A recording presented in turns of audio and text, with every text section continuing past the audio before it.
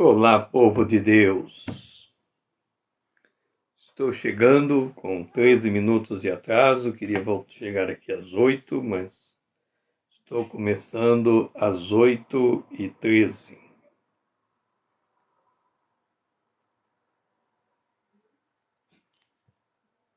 Vamos iniciar esta live. E eu começo aqui com o livro de Sofonias, no capítulo 1, o versículo 14.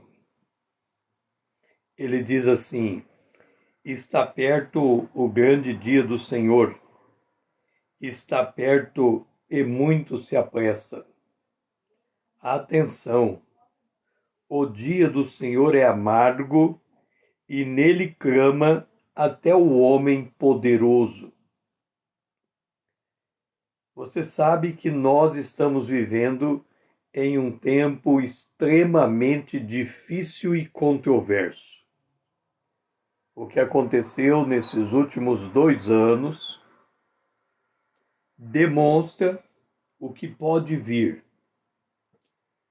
Nós estamos vendo as nações nervosas. Hoje, nós estamos tendo um conflito com o segundo ou o primeiro país mais poderoso do mundo.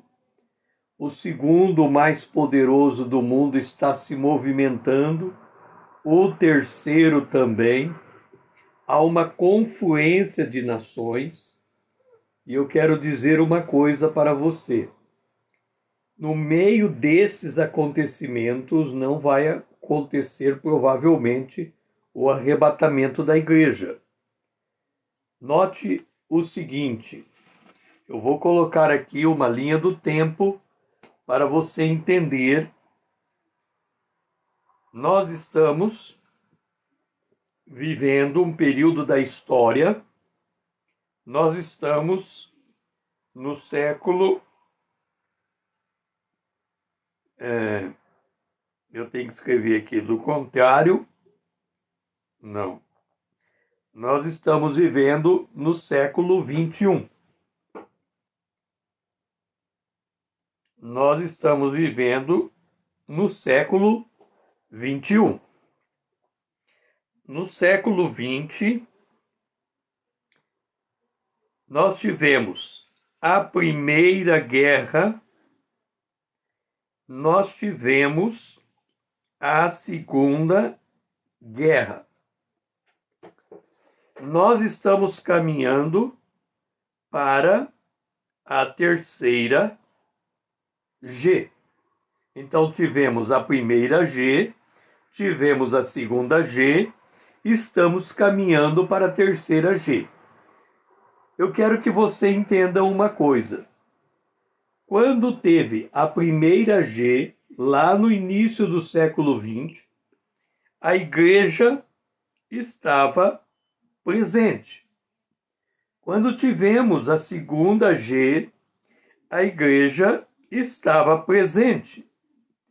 Podemos entrar na terceira G com a igreja presente. O que eu quero dizer?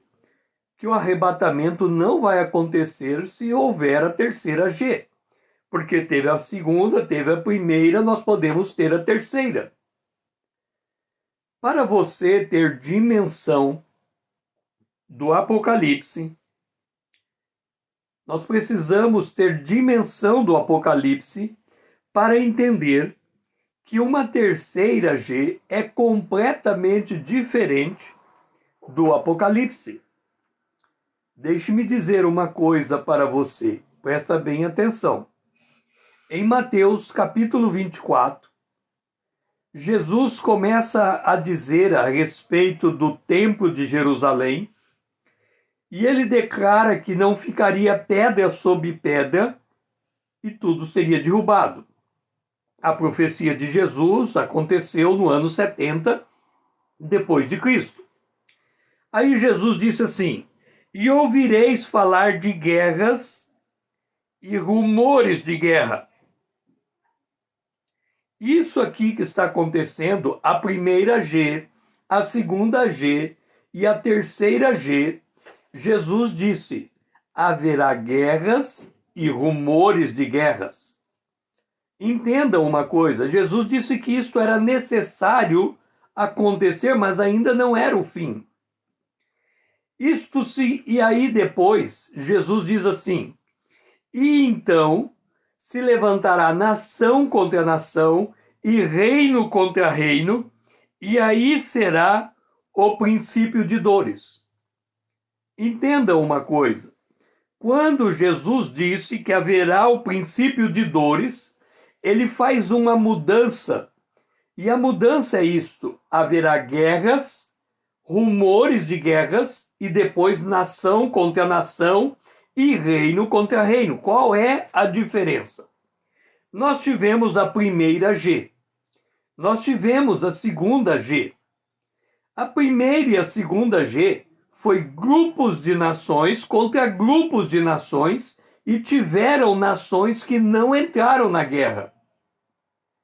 A terceira G, de novo, nós estamos vendo grupos de nações contra grupos de nações, e estamos vendo nações que não vão entrar nessa guerra.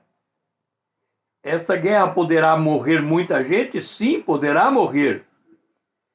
Mesmo assim, o número será maior que a segunda G, porque nós temos armas poderosas, mas ele será menor do que o Apocalipse.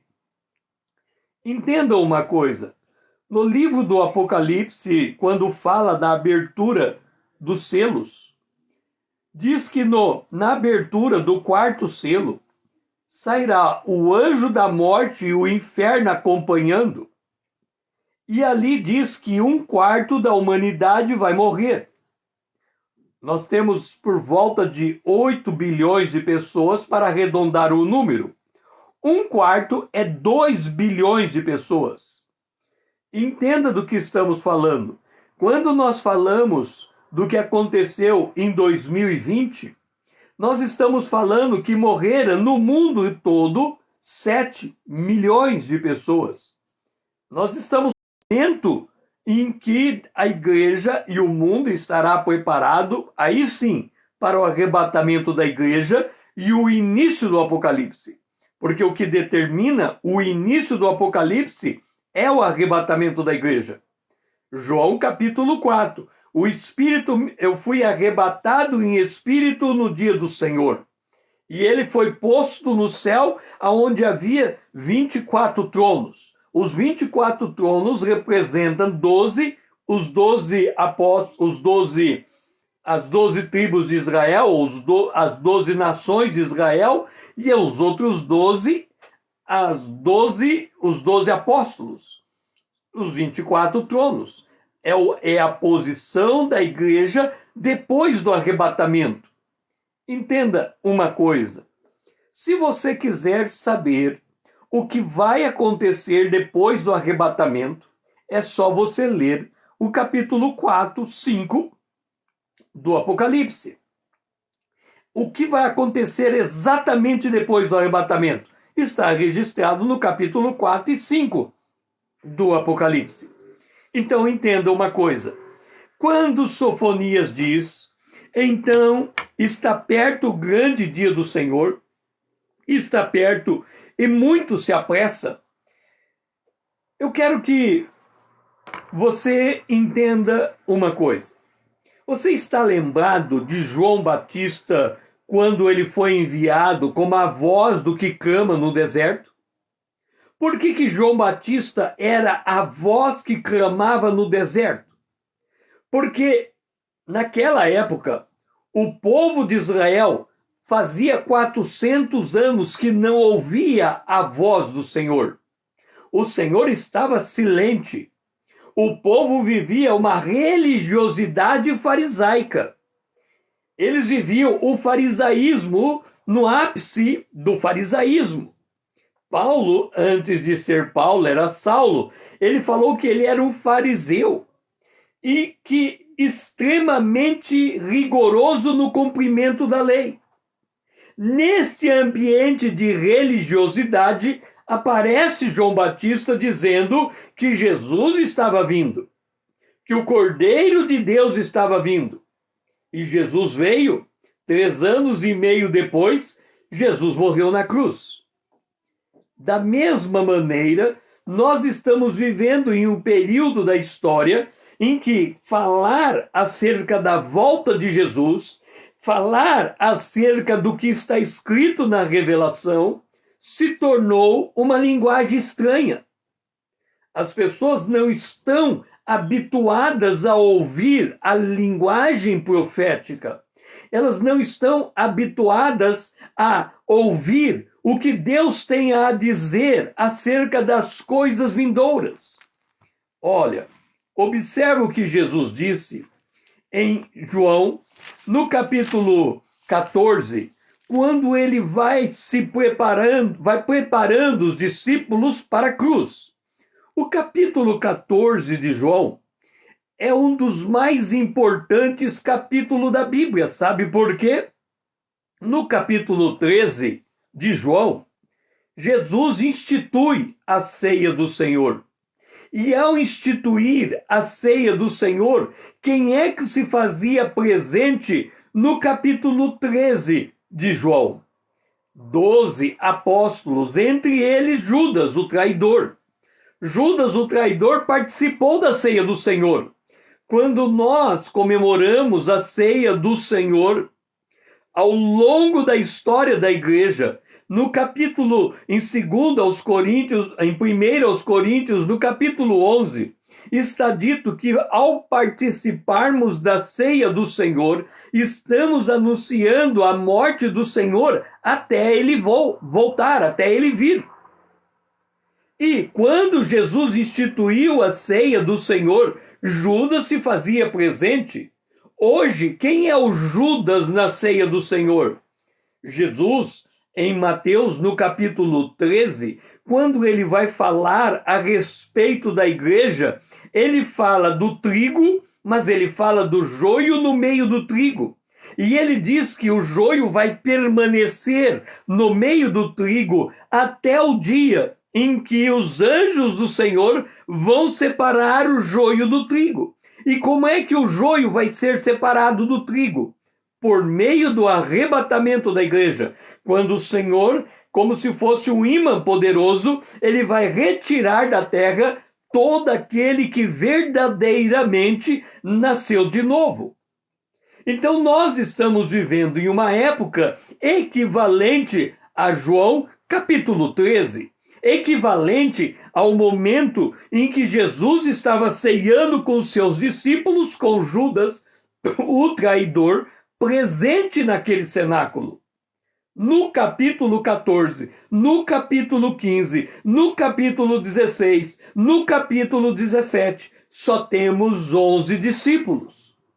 E Jesus falando com eles. Isso significa que o que está registrado no capítulo 14, 15, 16 e 17 de João são palavras que são destinadas aos que verdadeiramente ouvem a palavra de Deus, aos que têm interesse de conhecer a palavra de Deus com profundidade. Você deve estar lembrado que quando Jesus esteve com os discípulos lá no capítulo 7 de João, os discípulos, eram uma multidão de discípulos, e Jesus falou sobre comer a sua carne e beber do seu sangue, e muitos discípulos acharam dura aquela palavra, e eles se retiraram. E quando os discípulos que ficaram olharam para Jesus, Jesus disse a eles: vocês também querem ir embora? E eles disseram: para onde iremos nós? Tu tens a palavra da vida eterna. O capítulo 14, 15, 16 e 17 de João é para aqueles que têm o interesse de conhecer a palavra que traz a vida eterna. É para os verdadeiros discípulos, é para os que entram nas Escrituras e se deixam exortar pela Bíblia, é os que entram nas Escrituras e se deixam conduzir pelo Espírito Santo. É os que entram na Escritura e se deixam levar pela palavra de Deus. Estes têm a palavra como lâmpada para os meus pés e a tua palavra é luz para os meus caminhos. É na palavra de João, no capítulo 14, Jesus fala do Consolador. E ao falar do Consolador, ele começa a dizer o que o Espírito estaria fazendo nesse período da história. E ele diz no verso 26, o Consolador, o Espírito Santo, a quem o Pai enviará em meu nome, este vos ensinará todas as coisas e vos fará lembrar daquilo que eu tenho dito a vocês. Observa um detalhe. A função do Espírito Santo é nos ensinar a palavra de Deus. A palavra de Deus é a matéria-prima do Espírito Santo, para que ele possa trabalhar em você e com você. Ele precisa da palavra como subsídio, como instrumento. E quando Jesus disse no capítulo 16, acerca do Espírito Santo, no verso 15, ele diz, tudo quanto o Pai tem é meu. Por isso é que vos disse que há de receber do que é meu e vou-lo há de anunciar. O papel do Espírito Santo é anunciar o conteúdo da Bíblia, o conteúdo desta palavra. E ele diz, quando o Espírito vier, e quando ele diz que o Espírito vai nos guiar nessa palavra, ele diz assim, no verso 13, quando vier, porém, o Espírito Santo, o Espírito da verdade, quando ele vier, ele vos guiará a toda a verdade. Por quê? Porque não falará de si mesmo, mas dirá tudo o que tiver ouvido e vos anunciarás o que há de vir. Entenda, quando nós nos deparamos com a palavra, quando nós estamos sob a instrução do Espírito Santo, ele tem por objetivo nos anunciar as coisas vindouras, as coisas futuras, nos preparar para as coisas que o Senhor está fazendo no meio da terra. Agora, note, ele é o Espírito da verdade. E por ser o Espírito da verdade, nós vivemos em uma época, e você deve perceber isso, porque está nas páginas de todos os jornais, está nos telejornais. O caráter do tempo em que nós estamos vivendo está registrado em 2 Tessalonicenses, no capítulo 2. E o que está dito no capítulo 2? Ele fala da operação de erro que estaria acontecendo nos últimos dias. E no versículo 10 ele diz que o anticristo virá, o homem da iniquidade virá, com todo o engano de justiça aos que perecem. E aí ele fala assim, porque eles não acolheram o amor da verdade para serem salvos. Por esse motivo, Deus lhes manda a operação do erro para darem crédito à mentira. Por que você acha que a verdade e a mentira estão nas páginas dos jornais?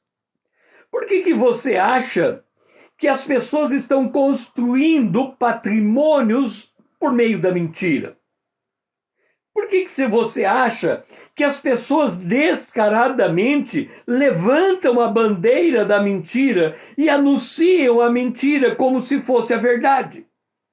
Porque nós estamos vivendo em um período da história em que a mentira foi liberada por Deus como uma grande operação de erro para confundir aqueles que, está escrito aqui, que não tiveram ou não acolheram o amor da verdade. E Jesus disse que o Espírito da verdade, ele viria para nos guiar em toda a verdade, nos anunciando as coisas que haveriam de vir. Preste atenção numa coisa. Nós estamos vivendo num período da história em que nós teríamos que ser como os bereanos. Os bereanos eram aqueles que, lá no livro de Atos, quando Paulo lhes ensinava a palavra de Deus, eles examinavam na Bíblia se o que Paulo estava falando estava de acordo com as Escrituras. O apóstolo Paulo se deixou questionar pelo conteúdo daquilo que ele ministrava, ao ponto de, quando ele escreveu aos Gálatas, ele disse: se eu, ou se outro, mudar o evangelho que eu estou pregando hoje, seja anátema, não ouça, não receba. O que o apóstolo Paulo está fazendo falando aos Gálatas? Ele está dizendo: qual é o teu compromisso com a verdade? Qual é o teu compromisso com o evangelho? Qual é o teu compromisso com a Bíblia? Judas, que foi escrever a sua pequena carta de um único capítulo, ele começou a escrever e ele disse que ele tinha uma temática que lhe chamou a atenção, mas ele não pôde escrever sobre ela, ele teve que escrever sobre uma outra.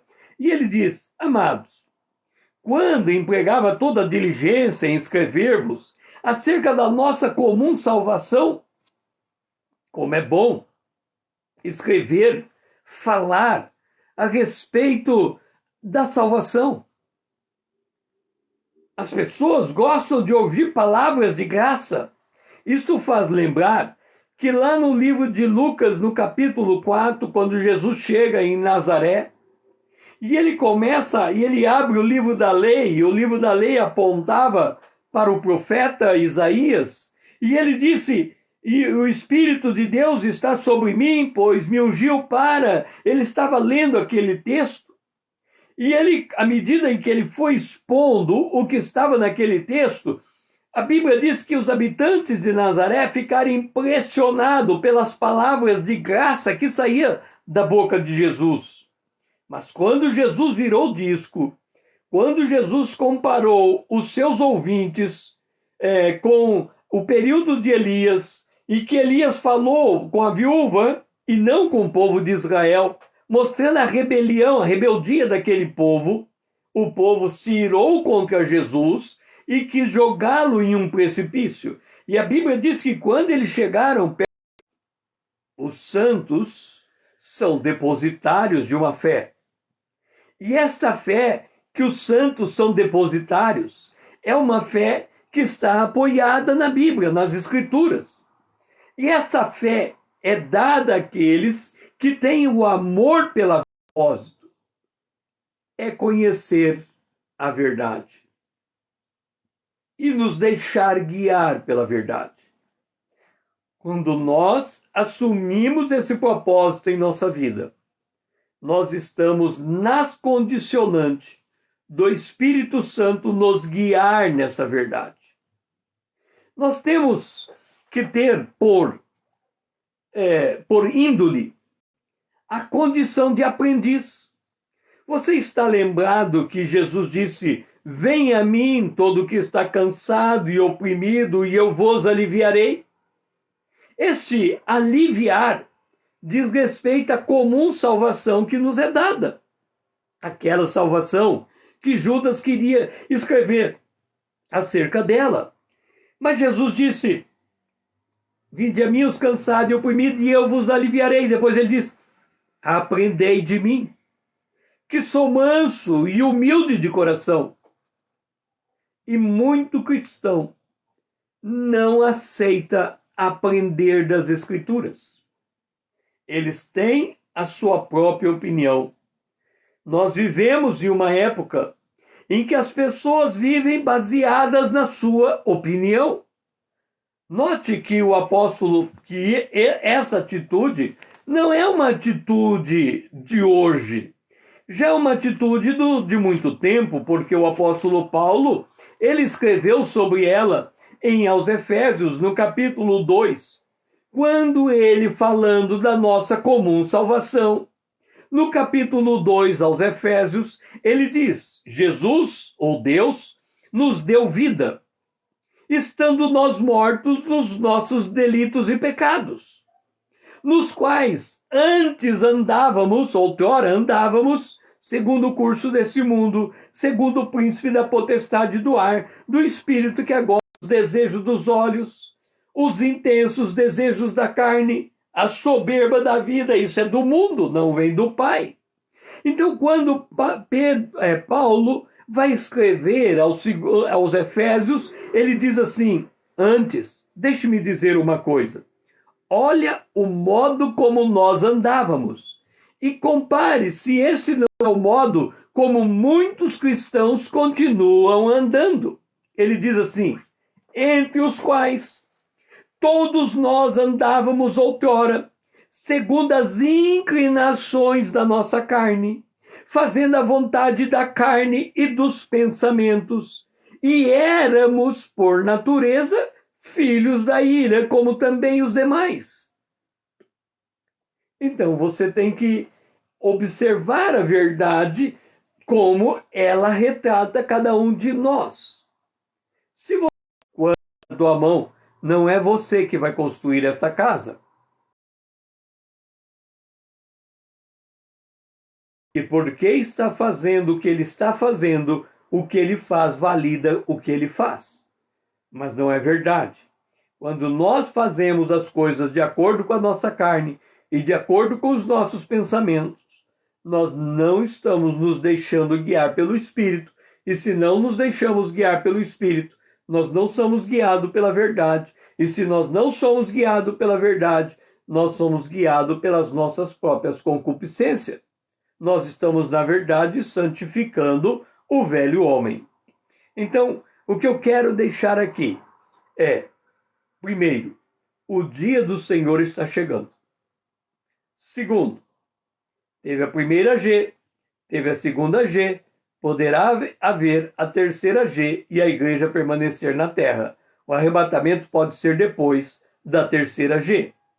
Terceiro, quarto, nós temos que ter a capacidade de andar com Deus nesses tempos perigosos. Se nós não soubermos andar com Deus, nós teremos grande dificuldade nos dias que estão por vir. O Espírito da Verdade veio para nos guiar na verdade. E quando somos guiados na verdade, nós não estamos nos deixando influenciar pela operação de erro que está vindo sobre este mundo.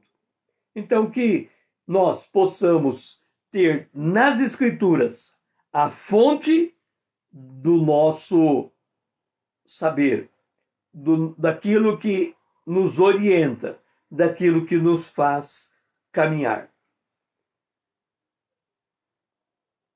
Esta era a minha palavra para esta noite. Se Deus me permitir, amanhã provavelmente eu não poderei estar aqui, 8 horas da noite. Mas assim que eu puder, estarei voltando. Que o Senhor seja louvado.